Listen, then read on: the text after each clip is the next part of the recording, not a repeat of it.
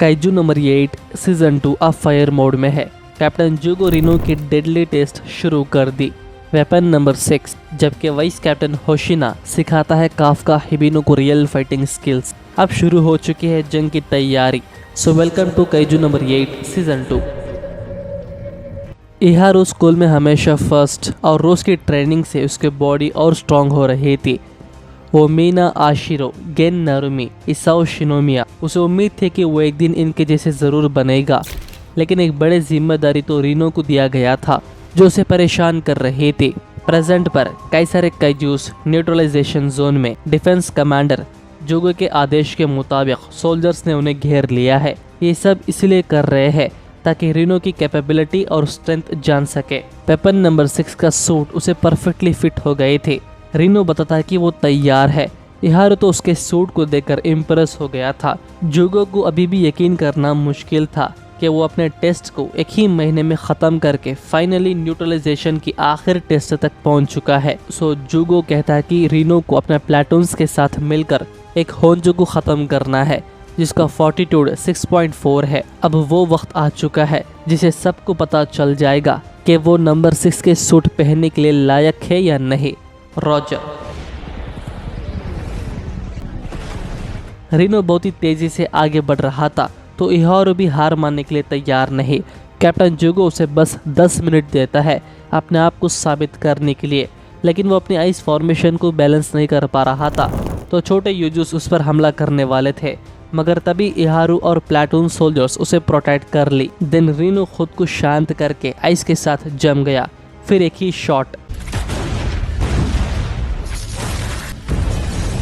जो देखकर इहारू परेशान हो जाता है कि वो क्यों रीनो के जैसे की वार से यूजुस को खत्म नहीं कर पा रहा है। वो तो बड़े गुस्से से फायर करते ही जा रहा था। उसे एक पल ऐसा लगा कि उसके साथियों सब उससे आगे निकल चुके हैं सिवाय उसके। उस पर तो एक योजू हमला करने आगे बढ़ रहा था तो रीनो ही आकर उसे बचाया। यहाँ से बाकी मैं संभालता हूँ। वो होंजो अभी रीनो के टारगेट पर है। वो अपनी पावर अनलीस्ट करता है। वाइस फॉर्मेशन से होंजो की एक साइड फ्रीज कर दी, मगर ऐसे में वो उसका कोर ढूंढ नहीं सकता और शक्ति इस्तेमाल करके उस पर हमला करता है।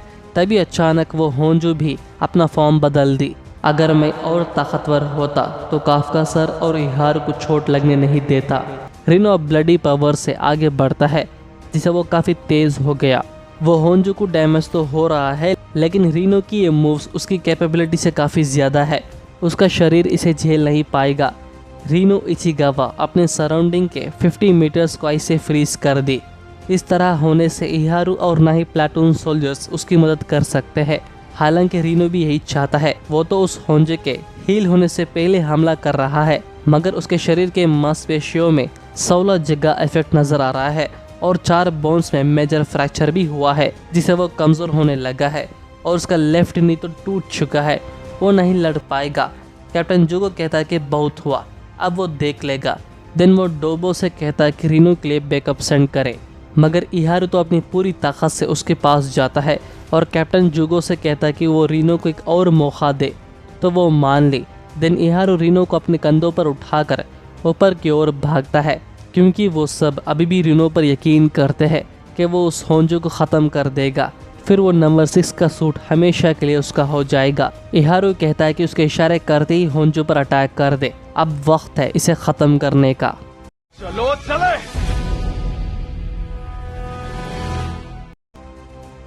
जुगो नोटिस करता है रीनो रिकवर तो हो रहा है मगर वो कमज़ोर है। उसे लगता है कि इहारू के लिए ये नामुमकिन है, लेकिन वो तो धूल छटा रहा था। जब तक वो इस होंजो को ख़त्म नहीं कर देते तब तक वो रुकेगा नहीं।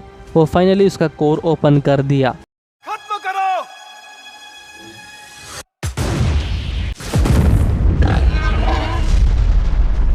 जुगो को खुद यकीन नहीं हो रहा था। तभी हमें उसकी एक फ्लैशबैक दिखाते हैं जब हिकारी उसे बताती है कि वो वेपन नंबर 4 के लिए टेस्ट दे रही है। अगर एक काम कर गया तो वो और पावरफुल काइजूस को ख़त्म कर सकती है, मतलब वो कई लोगों को दुखी होने से बचा सकती है। इसलिए वो जुगो से पूछती है क्या करना चाहिए। जुगो कहता है कि हाँ वो कर सकती है, मगर उसे हिकारी की भविष्य पता होता वो पूरे दिल से मना कर देता। अगर मैं उस दिन नहीं कहा होता तो क्या तुम आज भी सही सलामत और जिंदा होती? आखिरकार इहारू और रीनो ने मिलकर उस होंजो को ख़त्म कर दिया। एट दिस मोमेंट वो दोनों बहुत ही खुश थे, वही नहीं बल्कि सभी प्लेटून मेंबर्स। रीनो, तुम पास हो गए और अब देश की रक्षा की एक जिम्मेदारी तुम्हें सौंपूंगा। जैसे ही सारे टेस्ट ख़त्म हुई, मीना कैप्टन जुगो से पूछती रीनो की परफॉर्मेंस कैसे थी, तो वो बताता कि वेपन नंबर 6 सूट पहनने के लिए वो एकदम परफेक्ट है। मीना इसलिए पूछी थी क्योंकि वो रीनो को मरते हुए नहीं देखना चाहती थी, तो वो बस उनका राय जानना चाहती थी। कैप्टन जुगो कहता है वो उन दोनों को सब सिखाएगा जो वो जानता है। वो उन्हें एक ऐसा योद्धा बनाएगा जो देखकर वो खुद हैरान रह जाएगी। खैर, काफका वॉकिंग करते हुए सोच रहा था, सब अपनी ताकत बढ़ाते जा रहे हैं, लेकिन उसका क्या वो अपनी ताकत से किसी को बचा पाया है? इस सेना को उसकी कोई ज़रूरत नहीं, बल्कि काइजू की ज़रूरत है। तभी वाइस कैप्टन सोशिरो कहता है कि इस तरह वो कैप्टन मीना के साथ नहीं खड़ पाएगा। Vice captain होशिना। काफका तो उसे देखकर शॉक हो गया था। सोशिरो बताता है कि अब उसे अच्छा लग रहा है अपना बदला पूरा करके। काफका ने अपनी पहचान छुपाकर गलत किया, इसलिए वो उसे डराकर अपना हिसाब बराबर किया। मैंने बोला ना, हिसाब बराबर हो गया, तो इमोशनल होने की क्या जरूरत है? 3rd डिवीजन को बचाने के लिए सोशिरो से थैंक्स कहता है, और वो एक काइजू नंबर 8 को नहीं बल्कि अपनी जान की परवाह किए बिना मदद करने वाले काफका से कहता है। काफका की हेल्थ कंडीशन के बारे में वो सब जानता है, इसीलिए वो नंबर 9 को वो खुद हराना चाहता है ताकि वो काइजू ना बने। जो सुनकर काफका इमोशनल होने लगा, मगर वो सोशिरो से कहता है कि सब उसे अपनी ताकत से पहचाने, जैसे रीनो, मीना और उसके जैसे। वो अपने दोस्तों को हर हाल में बचाएगा, चाहे उसे काइजू ही क्यों ना बनना पड़े। सोशिरो को अब समझ आता है काफका को खुद की कोई परवाह नहीं, इसलिए वो जब भी दूसरों को मुसीबत में देखेगा ये काइजू बन जाएगा। अगर इसे काइजू बनने नहीं देना है, काफका को ताकतवर बनाना होगा। दिन वो अपने साथ रीनो के शाइन टेम्पल में ले चलता है ताकि ये सिखाए लड़ते कैसे है, तो काफका भी खुश होकर मान ले। अब काफका पूरी ताकत से उस पर वार करता है, पर उसका एक वार भी सोशिरो को हिट नहीं करता। लेकिन वो काफका से कहता है कि वो पहले से ताकतवर हो गया है। उसके मूव्स और अटैक से ये पता चलता है कि वो काफ़ी दिनों से ट्रेनिंग कर रहा है, बट फिर भी ये काफ़ी नहीं। ये हमला तो सोशिरो जानता है वो अपने सूट कॉम्बैट पावर को जगा नहीं सकता, इसलिए काइजू हथियार सीखना समय की बर्बादी है। वो उसे काइजू बनने से तो नहीं रोक सकता, मगर वो उसे उतना तो ताकतवर जरूर बनाएगा जिसे काफका को काइजू फॉर्म में ज्यादा देर नहीं रहना पड़े। सोशिरो उससे कहता है काइजू नंबर 9 को ही नहीं बल्कि उसके बाद आने वाले खतरे को भी सामना करना पड़ेगा, लेकिन उसके लिए काफका का जिंदा रहना बहुत ही जरूरी है। फिर चाहे मीना के साथ खड़ सकता है। ठीक है, तो ऐसे बोल रहे हो जैसे कल ही मीना के बगल में खड़े हो जाओगे। तुम इतनी आसानी से उसे नहीं पा सकते। खैर, इसके बाद वो वहाँ से निकलते हैं। काफका ये सोचने लगता है उसे और ज़्यादा ताकतवर बनना होगा। ईसा उस समुद्र के गहराइयों में डूब रहा था, ज़्यादा वक्त नहीं है। काफका अभी ट्रेनिंग कर रहा है। असल में सोशिरो उसे स्क्वाड्रन स्टाइल कॉम्बैट टेक्निक सिखाना चाहता है, जिसके लिए सबसे ज़रूरी है अपनी पूरी एनर्जी को पैरों में ले आना। मगर काफ़ी देर ट्रेनिंग करने से काफका के पैरों में दर्द होना शुरू हो जाता है। तभी किकोरो आकर उसका मजाक उड़ाती है। हालांकि उसके डैडी ट्रेनिंग रोज़ करते थे। काफका कहता कि इसका मतलब उसे और भी ज़्यादा ट्रेनिंग करनी होगी। देन किकोरो काफका की मोबाइल उसके पास लौटा देती है जिसे छीन लिया गया था।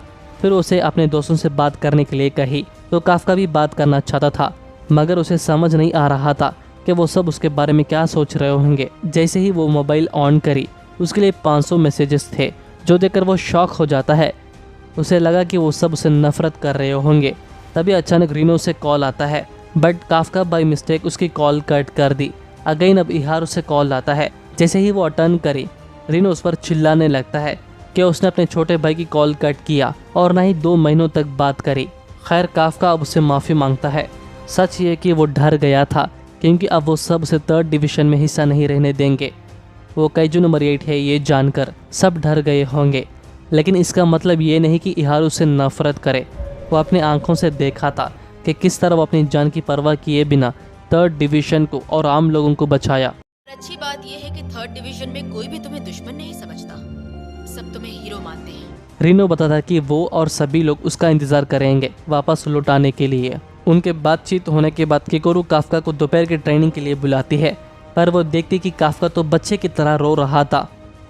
और बर्दाश्त नहीं होगा, इनकी तादाद बढ़ती जा रही है, वो भी कई गुना तेजी से। अभी हमें टेलीविज़न पर काइजूस दिखाते हैं जो दिखने में भयानक और ताकतवर है। हालांकि ये काइजूस पूरे जापान में दिखना शुरू हो चुके हैं। ये जंग का ऐलान है। जनरल नोकिजाका तो भड़क गया था। इस बार 14 जगहों में काइजूस का हमला हुआ, मगर वो रोक नहीं पाए। सोशिरो कहता है कि इन सभी काइजूस में एक चीज़ कॉमन है, डिफेंस फोर्स के पहुंचने से पहले ही वो सब गायब हो जाते हैं। साफ दिख रहा है कि ये पुराने काइजूस के मुकाबले ये कई ज़्यादा समझदार है। देखकर लग रहा है काइजू नंबर 9 बड़ी मुसीबत लाएगा। जैसे नंबर 10 ने कहा, वैसे ही नई किस्म के काइजूस बन रहे हैं। इतामी बोलता है, अब हमें जल्द से जल्द तैयार रहना होगा। ईजी बताता है, सरकारी के सारे ज़रूरी कामों को बांटकर बैकअप भी तैयार किए हैं। शहरों की रक्षा बढ़ाई है। तेज इवैक्यूएशन के लिए अंडरग्राउंड शेल्टर भी बढ़ाए हैं। सब प्लान के मुताबिक चल रहा है। रिसर्च डिपार्टमेंट का हेड बताता है कि आने वाले जंग के लिए वेपन नंबर 1 की सील को हटाकर उसे गेन नरुमी की इस्तेमाल के लिए बना रहे हैं। नंबर 3, नंबर 5 और नंबर 7 वाले सूट के लिए काफ़ी काबिल वार सोल्जर्स सामने आए हैं और अभी सिर्फ इस बात का फैसला करना बाकी है कि इन्हें एक जगह रखें या देश के अलग जगहों में बेच दें। दिमाग काम करना बंद हो रहा है। माफ़ करना, अब पूरी देश की सुरक्षा की जिम्मेदारी तुम्हारे हाथों में है। कैप्टन गेन, कैप्टन मीना और नौजवान योद्धाओं, साथ में काफका, हिबिनो, सब मिलकर देश को सुरक्षित रखना। नरुमी किकोरू को बताता है कि उसके लिए सूट बन चुका है। किकोरू अपने डैड की बदला लेने के लिए तड़प रही थी। वही ईजी प्लेटून मेंबर्स को ट्रेनिंग दे रहा था। काफका पूरी ताकत से प्रैक्टिस कर रहा है। अब बारी है सोशिरो की। इन सब के बाद काफका लंच करने जाता है तो मीना उसे अपने पास बुलाती है। मीना बोलती है, कितनी शांति है, सब सुकून से काम कर रहे हैं, पढ़ रहे हैं, खेल रहे हैं, जी रहे हैं।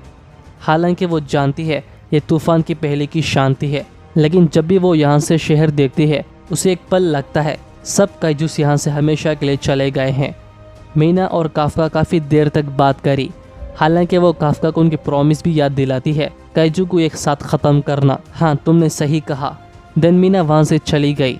वहीं शहर के अंदर एक लड़की सस्पिशियस दिख रही थी और वो थी एक ह्यूमनॉइड काइजू।